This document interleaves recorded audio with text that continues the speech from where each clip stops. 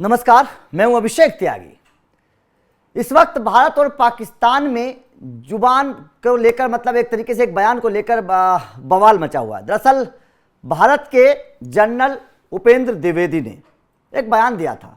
उपेंद्र द्विवेदी ने कहा था कि पाकिस्तान को अपनी धरती से आतंकवाद का समर्थन करना बंद कर देना चाहिए अगर पाकिस्तान को नक्शे पर बने रहना है। जाहिर तौर पर जिस तरीके से पाकिस्तान आतंकी गतिविधियों का समर्थन करता है, जिस तरीके से पाकिस्तान उनको सपोर्ट करता है, जनरल द्विवेदी ने साफ तौर पर कहा कि अगर पाकिस्तान को नक्शे पर बने रहना है तो इन गतिविधियों को बंद करना पड़ेगा, वरना पाकिस्तान नक्शे से खत्म हो जाएगा। अब जैसे ही जनरल द्विवेदी ने यह बयान दिया, पाकिस्तान को मिर्ची लग गई, क्योंकि पाकिस्तान बातें तो बड़ी बड़ी करता है। हाल ही में पाकिस्तान को भारतीय सेना ने जिस तरीके से सबक सिखाया, पूरी दुनिया ने देखा। पाकिस्तान टिक नहीं पाया। आपसे पहले भी पाकिस्तान कभी हमारे सामने युद्ध में टिका नहीं है। लेकिन अब शहबाज शरीफ कह रहे हैं कि पाकिस्तान से अगर भारत अब टकराएगा तो मुंह की खाएगा। वो पाकिस्तान नहीं रहा है जो पहले पाकिस्तान हुआ करता था। लेकिन ये तो कुछ ही दिन पहली बात है। अभी जो भारत और पाकिस्तान की लड़ाई हुई थी, किस तरीके से भारत ने पाकिस्तान को सबक सिखाया था, ये पूरी दुनिया ने देखा। पाकिस्तान के हालात कैसे हो गए थे, घर में घुस के मारा पाकिस्तान को। लेकिन पाकिस्तान के प्रधानमंत्री बोल रहे हैं कि अगर भारत ने कुछ किया तो अब ये वो पाकिस्तान नहीं है जो पाकिस्तान बर्दाश्त करेगा। मेरे सहयोगी पंकज प्रसून सर मेरे साथ मौजूद हैं। पंकज सर, कैसे देख रहे हैं आप शहबाज शरीफ के इस बयान को, और जनरल द्विवेदी जी ने जो कहा था कि पाकिस्तान को अपनी धरती से प्रायोजित जो आतंकवाद है उसको खत्म करना पड़ेगा, उस समर्थन को बंद करना पड़ेगा अगर नक्शे पर टिके रहना है, कैसे देख रहे हैं? भारत के थल सेनाध्यक्ष ने सिर्फ इतना नहीं कहा था।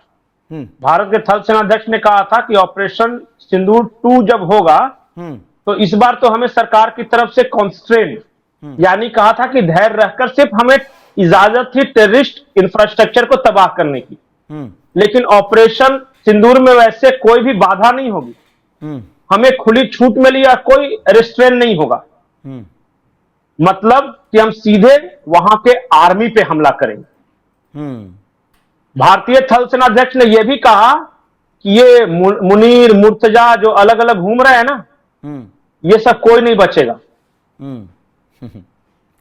तो ये अब पाकिस्तान के प्रधानमंत्री क्या जवाब देते हैं, हमारा कंसर्न वो नहीं है। वो जोकर है जी। वो असीम मुनीर जो बोलेगा वो करेगा। उसकी खुद की क्या औकात है? कल को जाके असीम मुनीर कह दे कि आज के बाद से तुम प्रधानमंत्री नहीं, तो ये कोट उतार के टाई उतार के कहीं चला जाएगा, ब्रिटेन या किसी दूसरे देश में। बड़ा भाई तो वहीं पे है ना। बिल्कुल।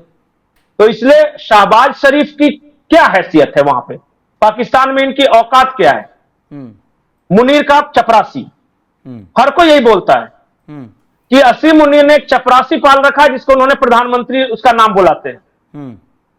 तो वो कह रहा है, मैं आपको आज एक बात बहुत जिम्मेदारी से बता रहा हूं कि ऑपरेशन सिंदूर पार्ट 2 जल्द ही शुरू होने वाला है, और यह शुरू होगी पाकिस्तान की हरकतों से।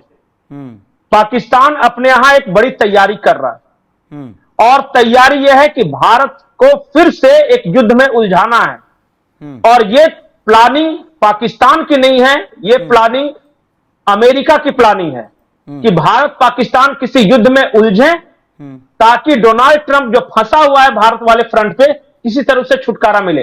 और वही सब जानकर हमारे वायुसेना प्रमुख ने एक प्रेस कॉन्फ्रेंस किया। हमारे थल सेना प्रमुख ने बोला है, 1-2 दिन में नेवी चीफ जो है वो भी एक प्रेस कॉन्फ्रेंस करेंगे। राजनाथ सिंह ने कहा है कि इस बार अगर कुछ गलती की तो सोच लेना,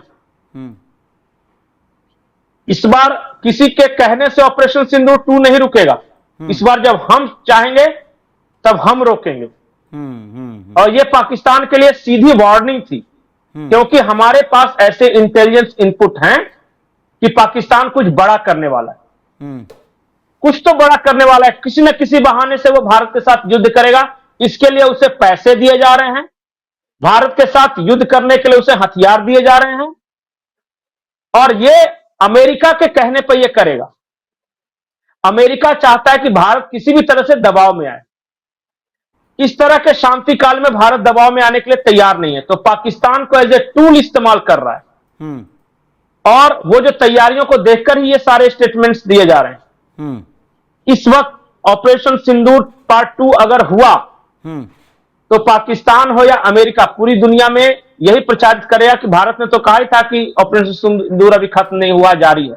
तो भारत एग्रेसर है और भारत के एग्रेसर छवि को दुनिया भर में यह फैलाया जाएगा कि देखिए भारत ने आक्रमण कर दिया, भारत ने यह किया, वो तो पाकिस्तान है जो बेचारा किस तरह रेस्टोरेंट रखे हुए, लेकिन शुरुआत करेगा पाकिस्तान ही। ये ठीक उसी तरह है जैसे इजराइल में घुसकर हमास के आतंकियों ने 1200 लोगों को मारा, लेकिन पूरी दुनिया में शोर यह है कि गाजा में देखिए कितना अत्याचार हो रहा है। कोई भी इजराइल के लोगों को के अत्याचार के बारे में आज चर्चा नहीं कर रहा है, पूरी दुनिया में कहीं नहीं, क्योंकि वो सूट नहीं करता नैरेटिव को। इसी तरह भारत में 10-20 लोगों को मारेगा, बदले में भारत 1000-2000 लोगों को मारे तो उन 2000 लोगों की चर्चा होगी और इंडिया को इजराइल की तरह एग्रेसर बताया जाएगा। और यही प्लानिंग है। मुनीर का अमेरिका में परिवार सेट हो गया है और यह भी सेट हो जाएगा, सारी बात हो गई है। शाहबाज का परिवार और बिलावल का परिवार ब्रिटेन में फिक्स है, सेट है। ये जो भी भुगतेंगे पाकिस्तान की आवाम भुगतेगी और पाकिस्तान के आम सैनिक भुगतेंगे और पैसे कमाएगा असीम मुनीर इसके बदले में। इस वॉर के बदले में पैसे मिलेंगे असीम मुनीर को और बहुत ज्यादा पैसे दिए जा रहे हैं। ये एक अमेरिकी गेम प्लान का हिस्सा है कि भारत को पाकिस्तान के साथ युद्ध में फंसाओ, भारत की अर्थव्यवस्था को किस तरह नीचे लाओ और अगर भारत के अंदर से किस तरह का उपद्रव करवा सकते हो तो करवाओ। ऐसी प्लान के तहत तभी तो हमारे आर्मी चीफ वगैरह सब कर रहे हैं। इनके पास इनपुट नहीं है क्या? वो ऐसी बातें क्यों कर रहे हैं? अचानक से ये प्रेस कॉन्फ्रेंस करने की जरूरत क्यों पड़ी? भारत के लोगों को तैयार रहना है। भारत की आर्मी तैयार है, एयरफोर्स तैयार है, नेवी तैयार है। भारत के लोगों को मेंटली तैयार रहना है कि जल्द ही पाकिस्तान कुछ ऐसी हरकत करने वाला है जिससे भारत और पाकिस्तान के बीच युद्ध भड़केगा। आपको एक और मैं रहस्य उद्घाटन करता हूं। जब एससीओ मीट में गए थे नरेंद्र मोदी, तो रशियन और चाइनीज दोनों इंटेलिजेंस के पास ये पक्के तौर पे पक्की जानकारी थी कि नरेंद्र मोदी पे वहां जानलेवा हमला करना था। ये बात पुतिन ने नरेंद्र मोदी को बताई और पुतिन ने कहा कि आप अकेले नहीं जाओगे। पुतिन 15 मिनट तक होटल के गैलरी में वेट करते रहे। मोदी आए, पुतिन ने अपने गाड़ी में उन्हें बैठाया और अपनी गाड़ी से लेके गए हैं। मुश्किल से 3 मिनट का रास्ता है, 30 मिनट में वो रास्ता कवर हुआ और जहां पे जाना था ये दोनों को 1-to-1 मीटिंग के लिए, उसके बेसमेंट में बैठ के पैदल बात करते रहे।